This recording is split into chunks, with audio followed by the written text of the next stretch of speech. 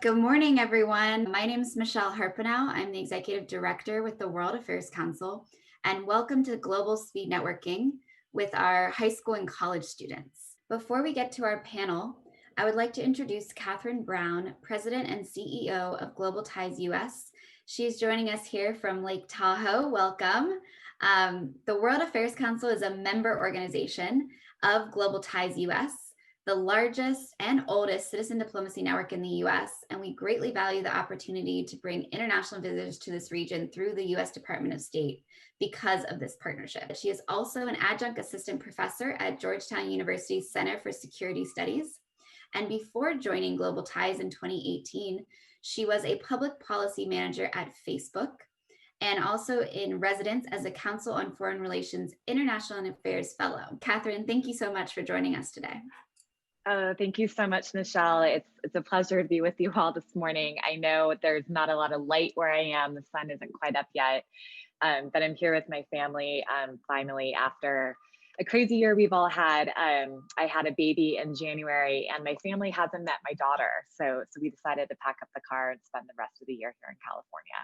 So anyways, I'm in a very good mood. I'm delighted to be starting my day with you all. And thank you so much, Michelle, for having me. At Global Ties US, I have the honor and the privilege of supporting the country's oldest and largest citizen diplomacy network. And we make up the most established nationwide community of professionals and volunteers we call citizen diplomats to ensure that international exchanges help to advance critical US foreign policy objectives. In addition to enriching our American cities and communities, including in Cincinnati, Northern Kentucky.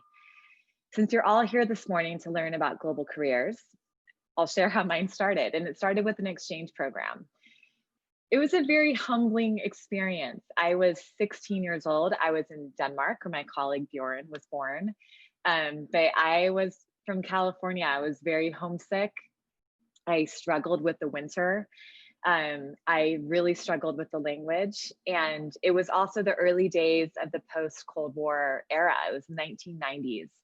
And I was asked a lot of questions about US foreign policy, and I didn't know how to answer any of them. I didn't know really a lot about America and its place in the world. And I especially didn't know about the profound impact of the war in the former Yugoslavia, the conflict in Northern Ireland, where my family was from. And I just was extraordinarily humbled, but I knew I wanted to learn more. So I went home, I reflected on what I didn't know, what I needed to do to become, a de facto representative of the United States, and really realized I wanted to study international relations more in depth. I wanted to travel more. I set out to do volunteer work one summer in Oaxaca, Mexico, and then I did eventually get to Northern Ireland, where my grandparents are from.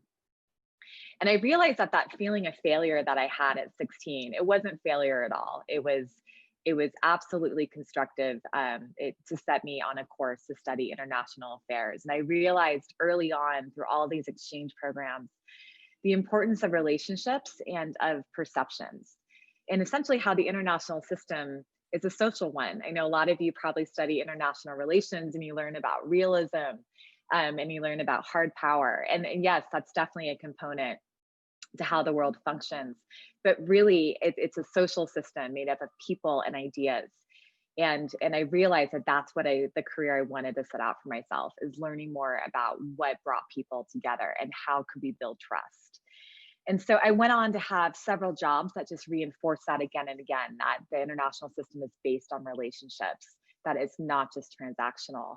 I learned about being open-minded, about needing to consider a variety of perspectives and the need to listen. The idea that the mission you're serving is much bigger than yourself and you actively need to build trust to meet it. And so I was very lucky. I had some early internships at the National Security Council, which is at the White House, at the State Department. I worked on Capitol Hill. I did anything I could interning in the international affairs space to really understand all the different components that go into policymaking. And again, it was just consistently reinforced to me in all of those positions that the international system is based on building relationships and trust between people. And nowhere did that come in a sharper focus for me than in Afghanistan, where I was extremely fortunate to serve at the US Embassy a long time ago in 2003, shortly after 9/11, in the early days of the US mission there. And I spent a lot of time in that country after I stopped working for the State Department. I went back and did my doctoral research there, is in and out for 13 years. And I saw firsthand there just the critical role of diplomacy and development, and where the United States went right and where we went wrong. But most of all, what I was really taken with was the younger generation of Afghans and how hard they're working to shape their civil society. And what came from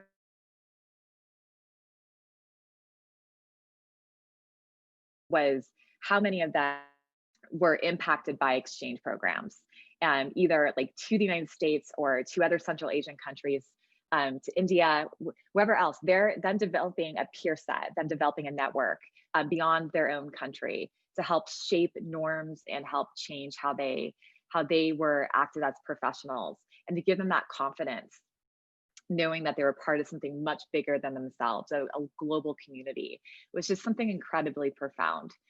And later, I worked with a office, I ran an office for Congress that looked at the impact of public diplomacy worldwide.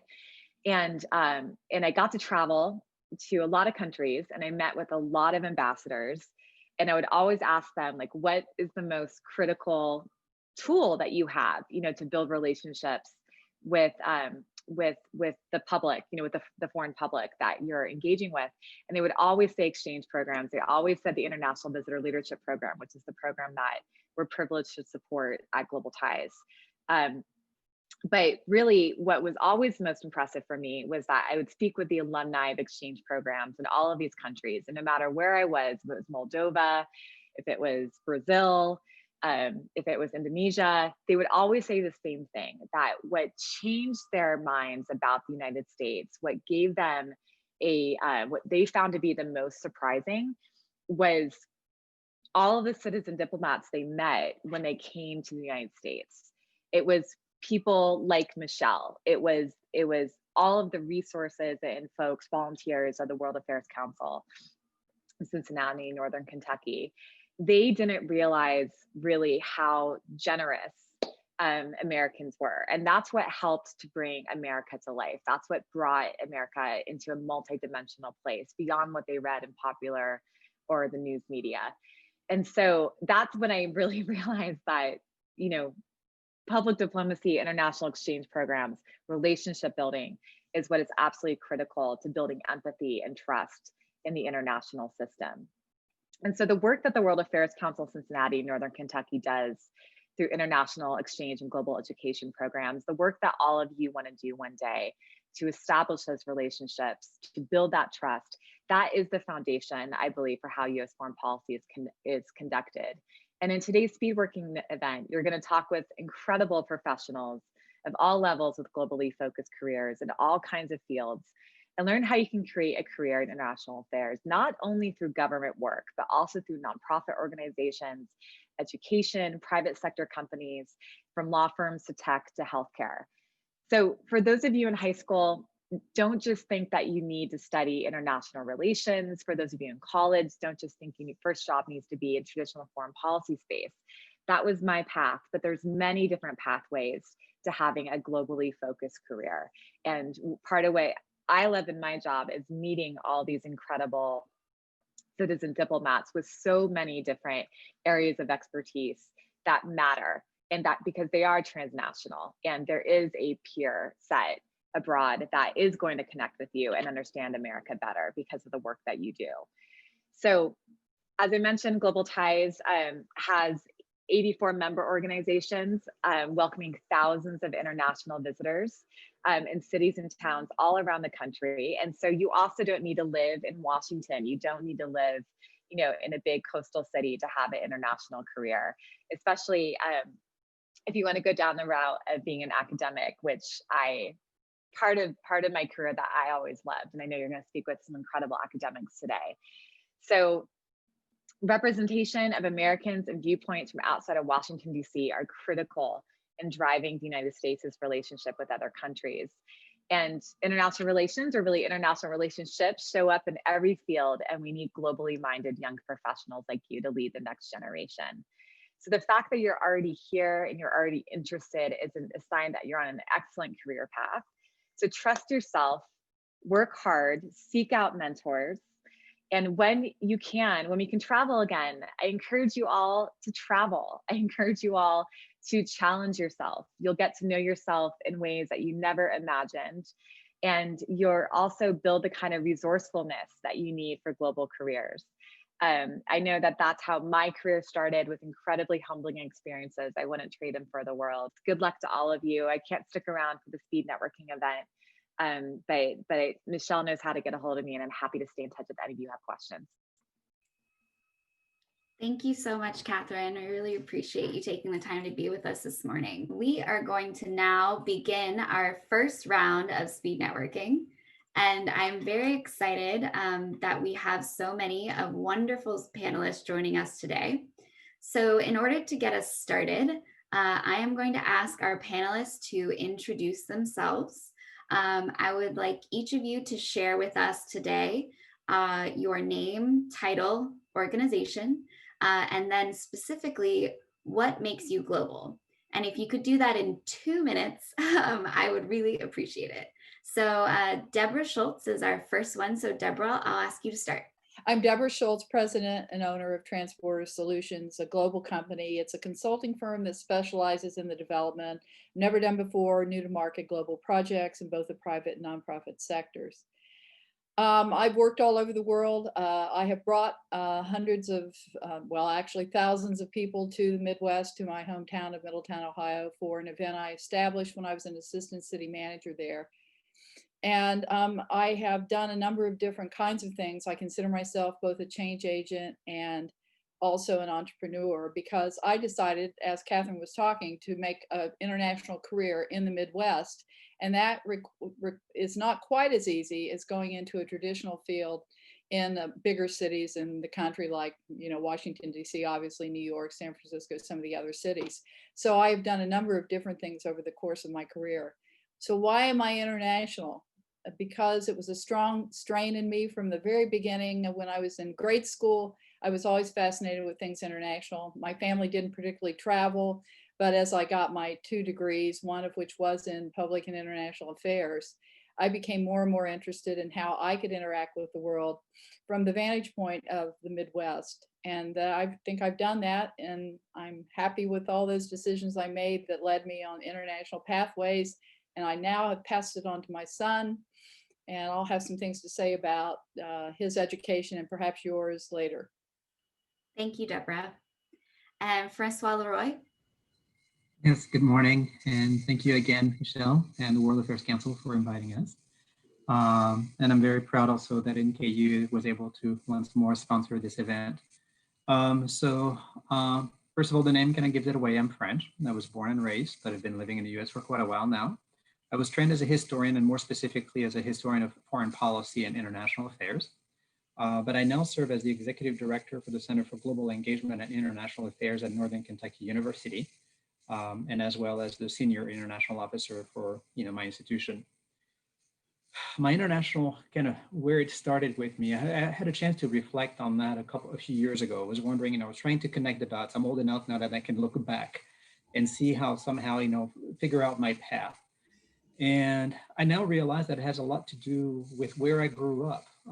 I grew up in a very small town on the Channel coast of Brittany. And my father, like many other people there, were sailors.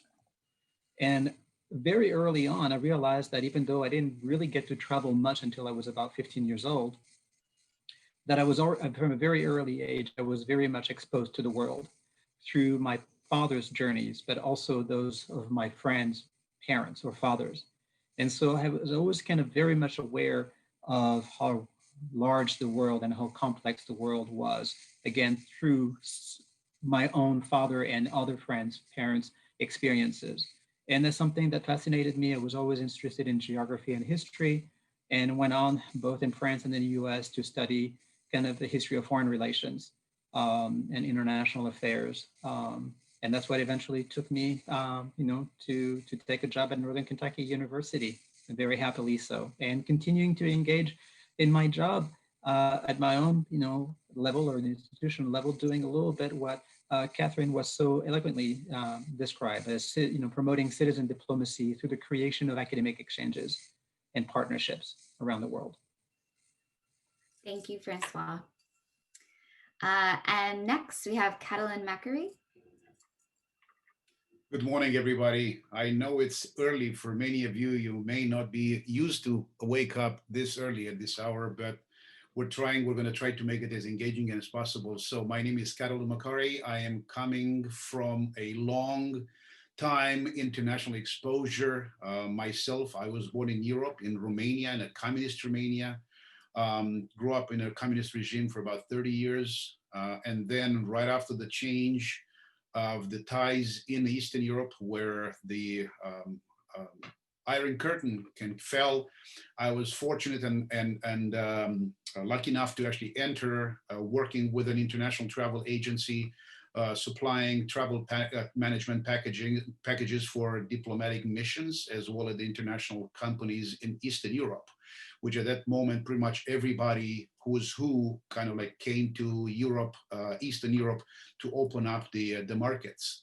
After coming to United States, I was able to work with international companies and then finally joined the University of Cincinnati about 8 years ago, working with international programs, as well as being part of the University of Cincinnati International Department Advisory Board, also having the opportunity and the chance to lead study abroad programs with my students in 4 countries, Britain, Mexico, Canada, and China.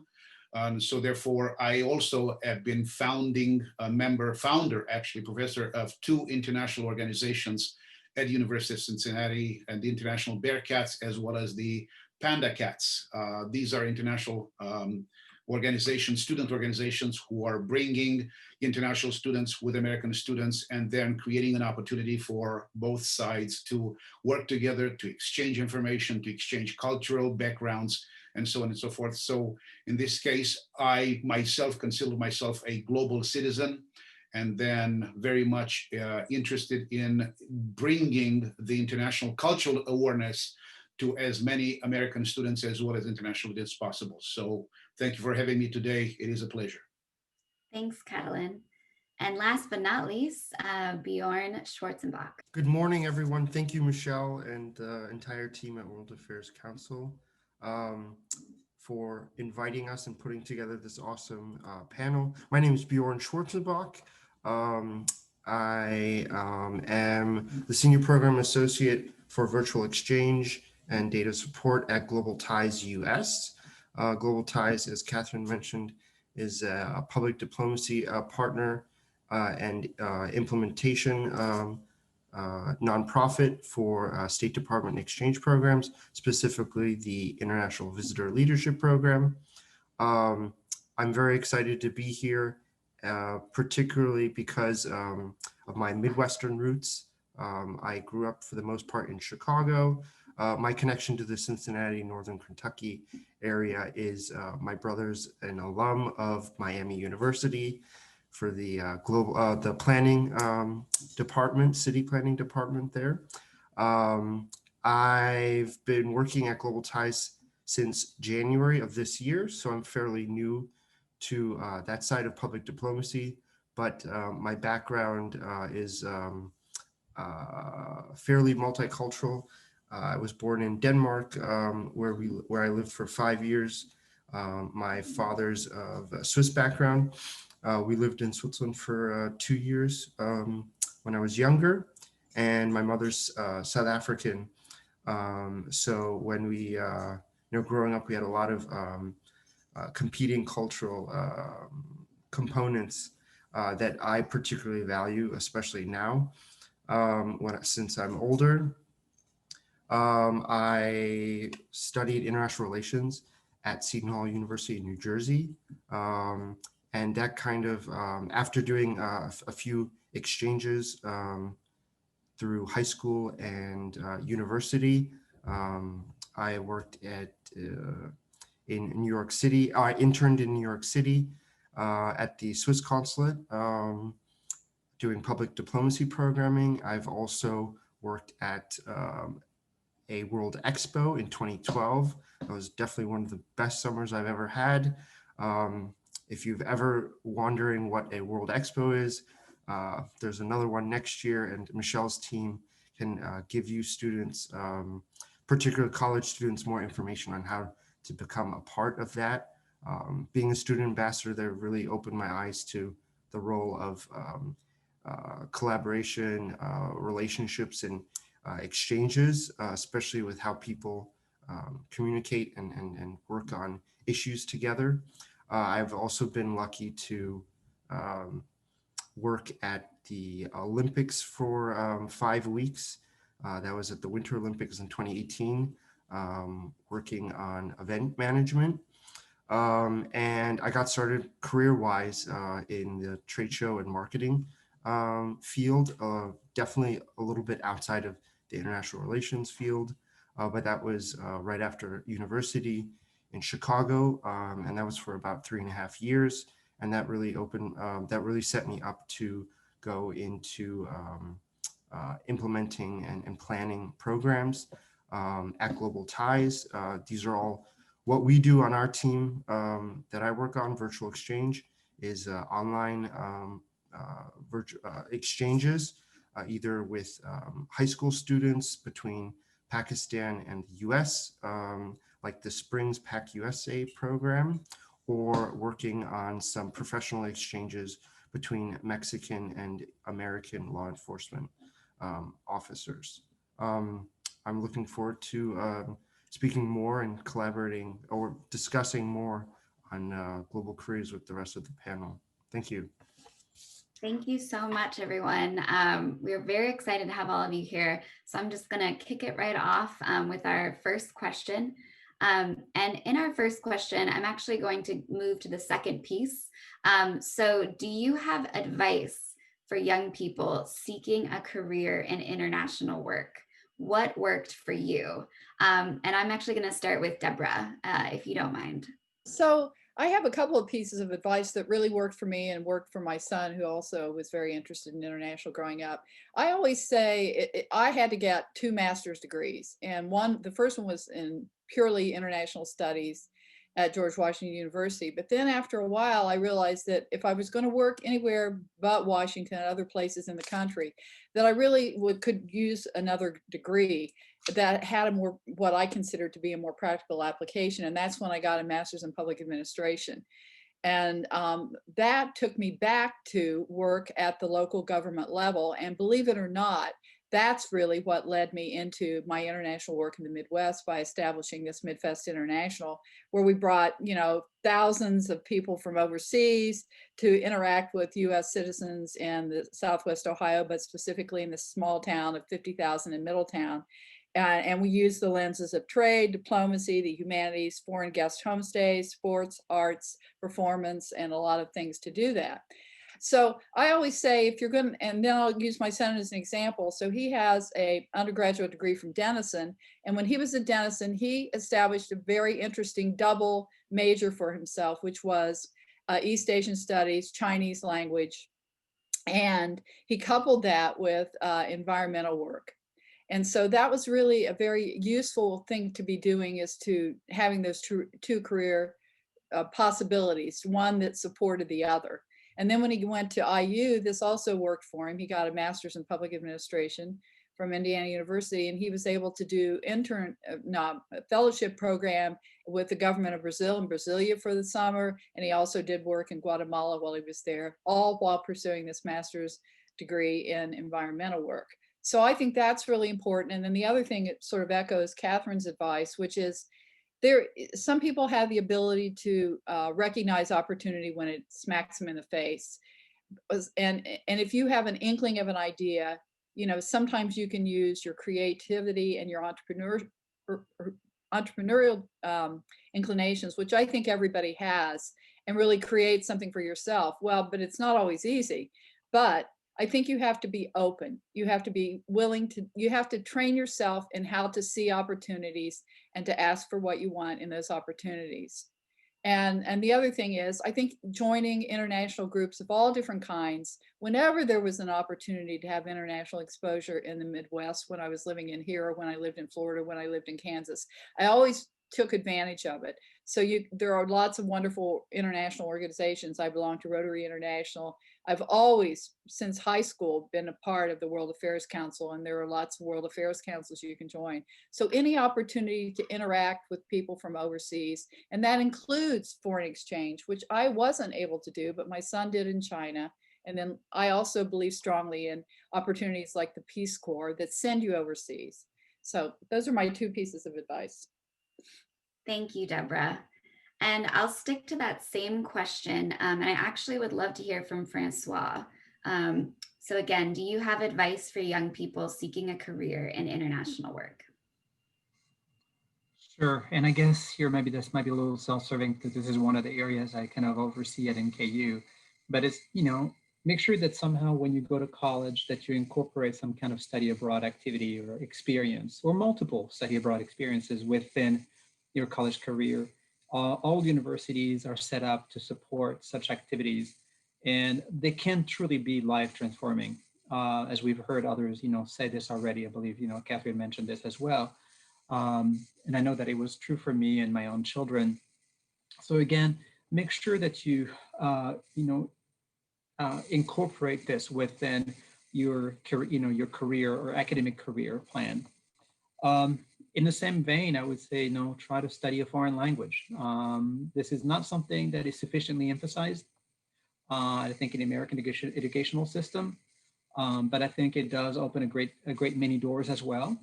And it's not just, the ability to master another language, but it's also, to gain a better understanding of the culture that is attached or that is expressed through these languages. And then, kind of follow your heart. I mean, there's, as Professor Brown mentioned, there are many ways to get involved in international affairs or to give any kind of career some kind of international dimension. And so do not limit yourself to one path, and consider, and my younger daughter is now applying to colleges.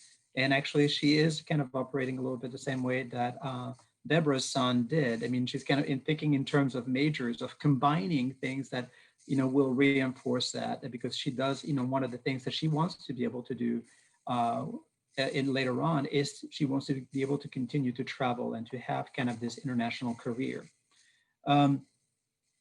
So again, keep your options open, cultivate empathy, and just take advantage of all the opportunities made available by nearly every university to create those international contacts. Thank you, Francois. And I'm going to go ahead and move on to another question. So this question I would like to direct at Bjorn to start. So what do you see is the greatest challenge facing your industry at this time? Thanks, Michelle. I think there are, I think I want to speak to two types of industries, because I just started working in DC. I actually moved out from Chicago to DC in January, started off, 2020 at this with Global Ties US. But before I was working in the private sector for a manufacturing company.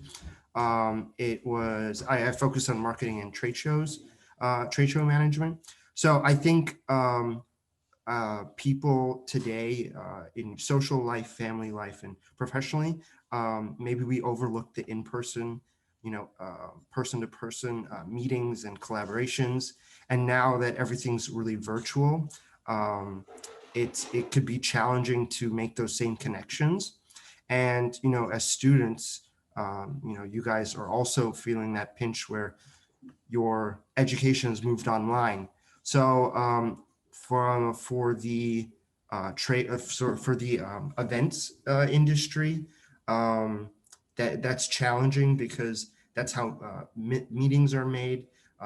Diplomacy, if you look at the Secretary of State's visits abroad these past few months, it's been challenging for the State Department to engage in diplomacy during this time of the COVID pandemic.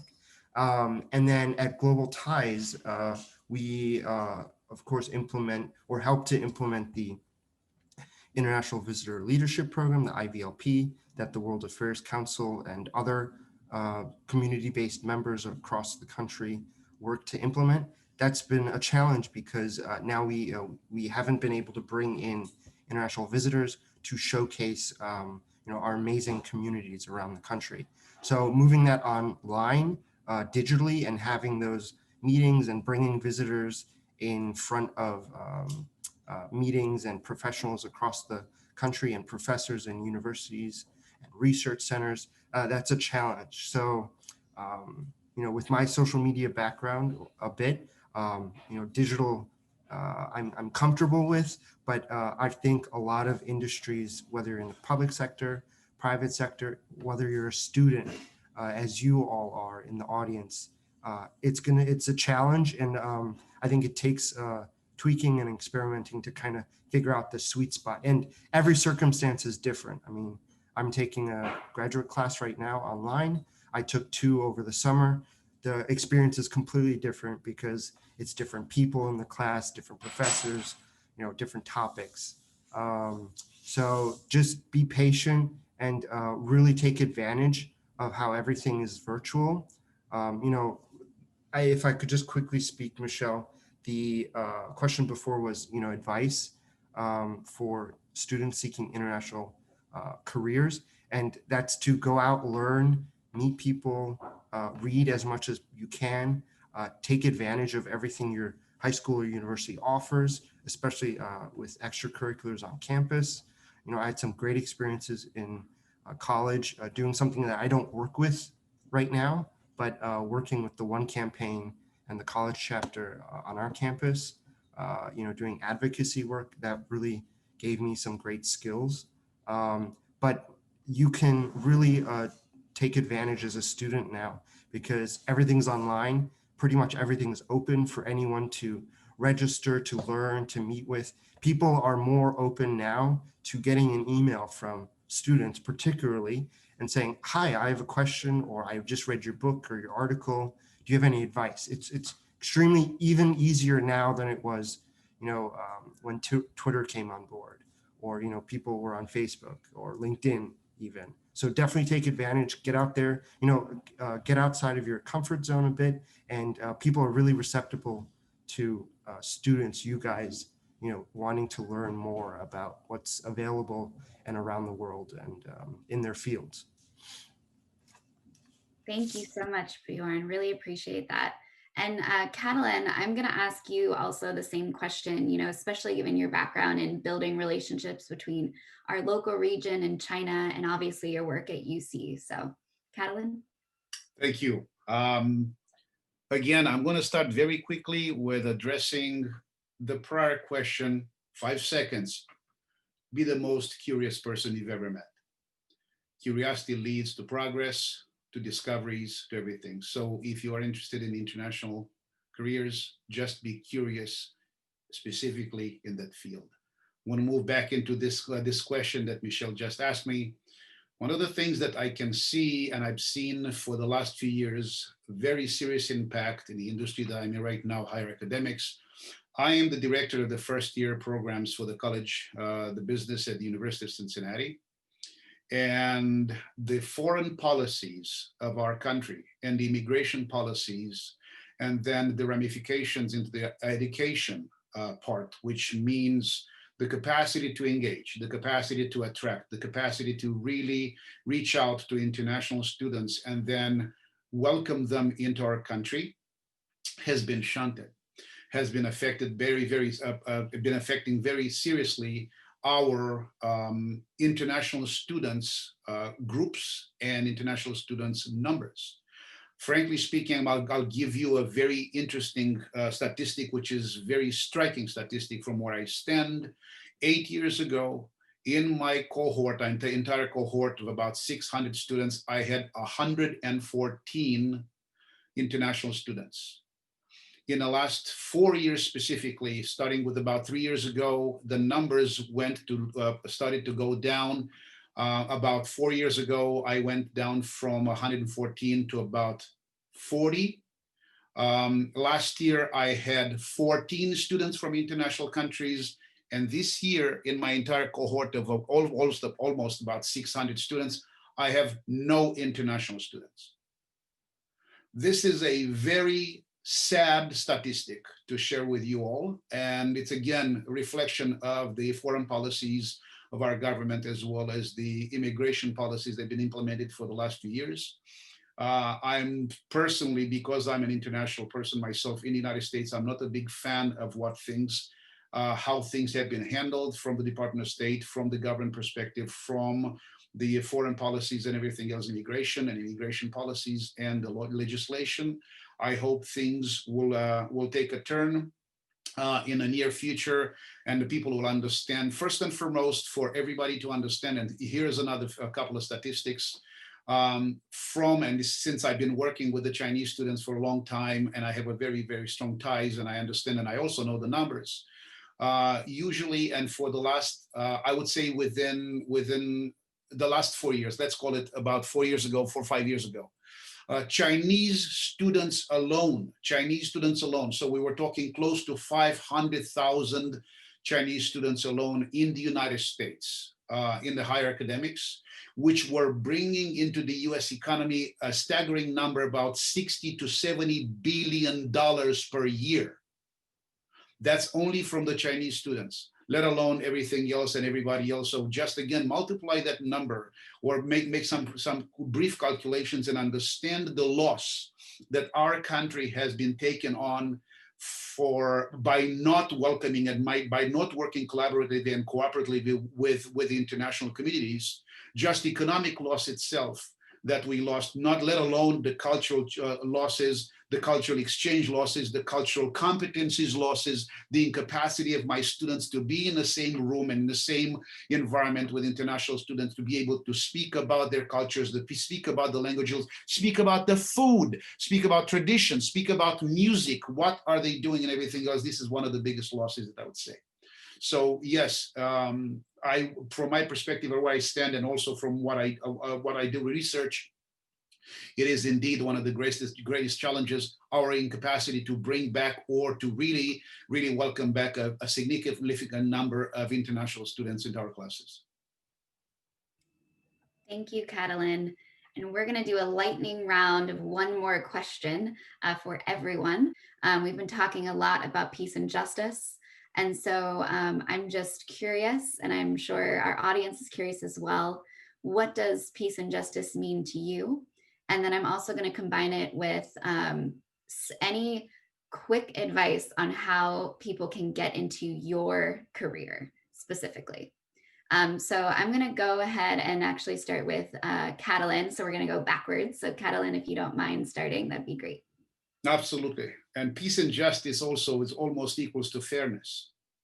So I always tell my students, do not ever look at it at a one matter from a single angle perspective. Always take a very, very thorough approach and study everything from a 360 degrees analysis. Only then you will be able to speak on point, and you'll be able to actually be an expert in what you're talking about. And this is where the dialogue comes in. So therefore, this is why whenever you're getting into any discussion about international, about basically, again, peace, justice, and everything else, try to understand where everybody else is coming from, try to understand their perspective, try to understand their position. And it only can be done by dialogue and then really listening. We don't listen enough. Not anymore. We're just making statements, and we're just trying to explain to other people our perspective and then our position and where we stand, rather than just trying to understand and listen to where they're coming from. And at that moment, only then you can make a comparative analysis and then be on point and speak with much more authority on the subject and everything else. So peace and justice, again, is basically related to making sure that you understand, you listen, and then give everybody around you the capacity and the opportunity to speak up Listen, and only then you can actually have a dialogue and everything else. And in relationship to where I am right now, again, from where I come and what led me to this position, frankly speaking, my lifelong curiosity to learn about cross-cultural competencies, to actually meet people from other countries, to actually work with them, to basically to learn their languages, to learn about their cultures. Me, I'm a foodie, frankly, and I like to actually just experiment and experience the food from other countries. And then food is a cultural staple. When you speak about food, people come together and it opens up a much, much larger dialogue. So in this case, it's pretty much what it is. There's like a long life of curiosity and trying to learn as much as possible about everything and about everybody else out there. So again, coming back to where I started, be curious. Curiosity will lead to progress, and it will actually get everybody the opportunity to grow. Thank you, Catalin. I'm going to jump to Bjorn. Thank you. This was a great theme for this week's summit for the World Affairs Council. I think there's two components in my mind. Peace really requires, as Catalin had mentioned, your understanding others and your understanding their perspective on a topic or a subject, as well as listening. I think. If you've ever, had if you've ever had a personal conflict and or a cultural conflict, you'll understand that there's really, it's a nuanced way of listening and speaking and understanding, and it's a whole process. And I think there's lots of bodies of research out there, especially in international relations, about the role of peace or the role of communications in peace. And when you think of peace, sometimes you think of the dichotomy of war and peace, but it's not just about conflict. It's about relationships as well.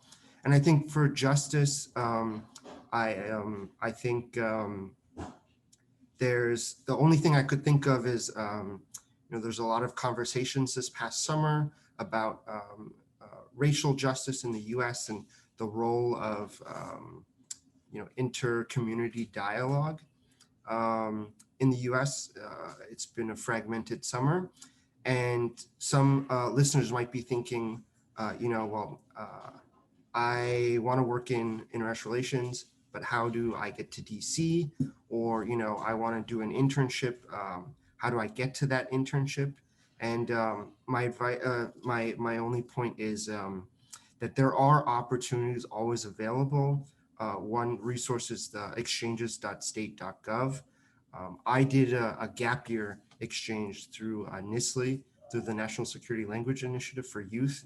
That was a fully U.S. State Department sponsored exchange program to South Korea. But there's lots of opportunities, and I think as more students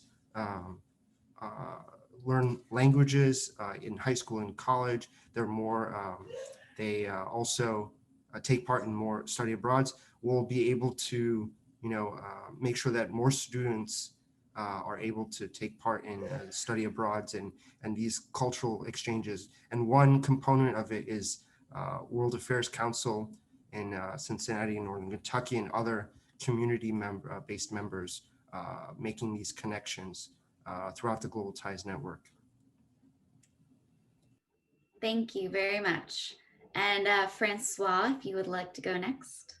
And it is a great theme for this week, and it's also a very big question. And I would, I don't know that I can do it justice in just a few minutes. But first of all, peace and justice are aspirations. There will never be a time when there's complete peace or there's total justice. So therefore, this is always going to be something toward which we have to strive. Not as a historian, because that's how I'm trained or my mind is but I even look back, for instance, on the very ideals of the French Revolution that are captured in what is today the motto of the French Republic, liberty, equality, and fraternity, which does not mean that they were going to be delivered. I know that or they will eventually, but again, these are aspirations. So always, long for peace and justice as work toward it. I would say, one way, to do it through inclusion, and as other speakers here have said today, through understanding other people's perspective, which can be, again, I think, achieved through empathy. As a historian, again, I was told, by my mentors, always have to think, have the ability to walk in other people's shoes, trying to look at an issue from another perspective. And I think, some of the events that have rocked the United States over the summer, I think can be better understood if we take a moment and to think of other people's perspectives. So again, going back to something that I said earlier, like, cultivate empathy. As far as always, career, I consider myself, I'm an academic, but I'm also an international educator. And there are actually tracks. I mean, if you are interested in international education, this is actually a growing field within the academic world. And you can actually, eventually kind of specialize in international education, especially at the graduate level. But again, I want to go back to this, that there's no one path. And I think you have to stick to something that you really enjoy doing, because I go back to some of the advice that I've given to my own children who, ask me sometimes, how many years have you spent in school? And it's quite a bit. But it over the course of an entire lifetime, it is a fairly small investment into, happiness. People find me quirky. My favorite day of the week is Monday. And the reason Monday is my favorite day of the week is because I love my job. And I'm able to do the job that I want because I persevered through my education. Thank you again, Michelle. Thank you, Francois. Really appreciate you being here and Northern Kentucky University for sponsoring this week. Deborah, if you would like to unmute yourself, let's see. Well, to me, peace and justice are intertwined in such a way that it's difficult for me to separate them. So I think peace and justice means equal access to good education, to housing, to healthcare, to environmental justice, to a lot of the issues that we've discussed during this week. But I also think that it's questioning our institutions. People grow up in different ways in different circumstances, and we're never going to have true equality in the way that we all grow up or the early influences on our lives. But I think institutions can look at the way that they hire people, the way who they let have access to jobs in their organizations, how they pay them, and all these things have to happen before our society begins to really deal with the fundamental change that's needed for truth, peace, and justice. As for students, I think language training is a great thing that happens and it changes your mind. Very few of us will ever become fluent enough that we're going to negotiate business contracts in Chinese, or we're going to rely on other people probably to do that for us. But if you really want to get language training, I think the best way is immersion. I think the Peace Corps, when they get going again, offers the possibility to live in another culture and immerse yourself in the language. I would say that my son, his father's Argentine. We went to Argentina a lot. He took Spanish during school, but it wasn't until he spent 2.5 years in Paraguay that he really learned the language and also learned a lot about the culture. And the final thing I will say is, wherever you live in this country, there is ample opportunity to be involved in international organizations and international causes that are meaningful to you. Certainly our new tech environment makes that possible, but they're everywhere. When I started this international nonprofit in my hometown, 40 some years ago, we did a survey and we asked how many companies in our town are trading with how many countries overseas. And this was a town of 50,000 in the Rust Belt. So we found then that there were 22 companies that were doing business with 58 countries. I mean, all to say that everywhere you look, there are international connections. There are people that are interested in international issues on every topic you can imagine. There are chances to interact with immigrants in our own communities. There are chances to go to World Affairs Council programs. There are chances to interact with people who have careers like all the fine people on this panel. And you just have to take advantage of it. And trust me, if you do, your life will be enriched in ways that you can only imagine. Thank you, Deborah. And thank you so much also to Deborah for helping us make this week a success. If I may, there's something that basically just I would like to bring up to everybody's knowledge and everything else. There's a very recent research made by the Institute for the Future, and it's actually related to the future work skills. And the future work skills, basically, it's a set of about a dozen work skills that will be prevalent and they're emerging right now and will be established for the next probably 50 years, what the employers and what are the best work skills that basically they will be prevalent and will be very, very important. One of the top 5 of the future work skills that's mentioned is the cross-cultural competency.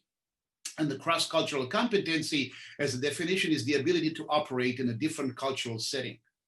And then, so therefore, one of the things that basically from the research with the organizations, with the companies and everything else, that we're looking more and more and more at the global diversity. And the global diversity doesn't mean necessarily hiring people from other cultures, but also, especially hiring from within and hiring from the local community, but people who understand international relations, understand global cultural, understand diversity at the international level and everything else is very, very important. So one of the statements very like progress depends as much as on our collective differences as does it on our individual capacities. So this is something I wanted to tell everybody and all the people on this call, that cross-cultural competency is already one of the future work skills required in most of these large companies and everything else. So you may want to pay attention. That's all I had. Thank you, Catalin. I really appreciate that.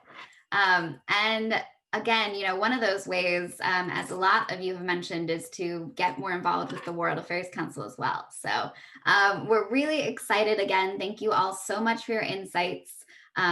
We really appreciate you being here today.